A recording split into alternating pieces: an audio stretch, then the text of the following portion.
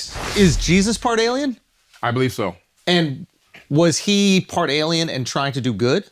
Yes, I believe so. So he was breaking away, he was using his power, and he's like, yo, what these aliens are doing to us is fucked up. Right. We need to break free from that, and I'm going to liberate the people. Yeah, so you have to understand, you're right on point. There's good and evil in everything. Jesus is the man, bro. Yeah, there's good and evil in everything. We're all part alien at this point, right? Absolutely. It's in our DNA. Ah, fuck. I thought he was a little bit more. Well, he was more. He was a little bit more, yes. How was he a little bit more? Well, if you look at the Apocrypha text, you discover that not only was Jesus's mom a virgin birth, but his grandmother was also a virgin birth. Nobody ever talks about that in church, and they hear about that in Sunday school. Wait a minute. So his grandma, wow. Yeah. So you see this establishment of this particular bloodline. Yeah. And then all of a sudden he comes through the womb and then begins to regain all of his own memories, right? So he is a reincarnation of himself from a previous lifetime. Oof. That's why sometimes I hypothesize that he could be Thoth the Atlantean, who says that he could incarnate on and in any plane he desires. Could he have decided now to come back through the womb? So Thoth the Atlantean was the king of the Atlantean Empire. Yeah, he was one of them. Or one of the leaders of the Atlantean Yes. Empire. He is reincarnating inside Jesus. Yeah. And why has he chosen to help the people instead of enslave us like he did in the Good past? question. When you look at the ancient text where Jesus gets all of his information from, Yeah. the Emerald Tablets of Thoth, We need to talk about that on the Right. tablets, bro. 38,000-year-old text. In there, in the book that I wrote about it, I line up the Christian text and I line up Jesus's text from the New Testament.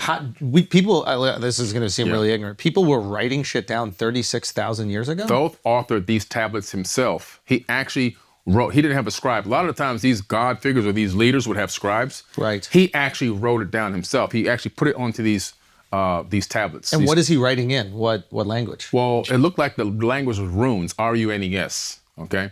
And in this text, he writes about coming to this planet after the Great Flood and seeing the temples of ancient Kemet sticking up out of the mud and actually going on a mission to help rebuild civilization. Not that it was for the first time, but he's rebuilding it to a high level. So it was already built, destroyed. He's like, hey, let's run it back again. Right. His father sends him on a mission. His father says, go to the land of Chem and do the plan that ye know of.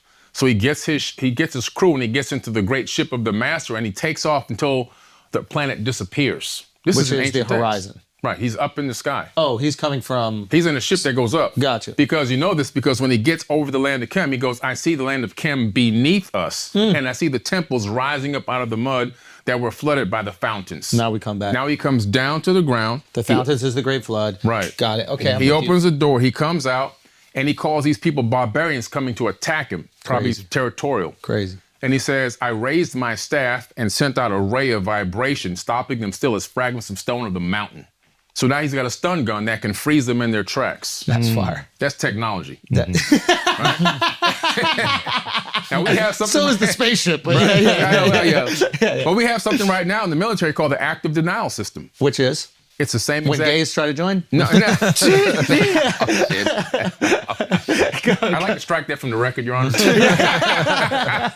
No, it's a system that works just like what he described in ancient tablets, where it sends out a beam, a ray. Type in active denial system, put it up there. It sends out a beam at a crowd of people coming to attack, right? To riot or whatever.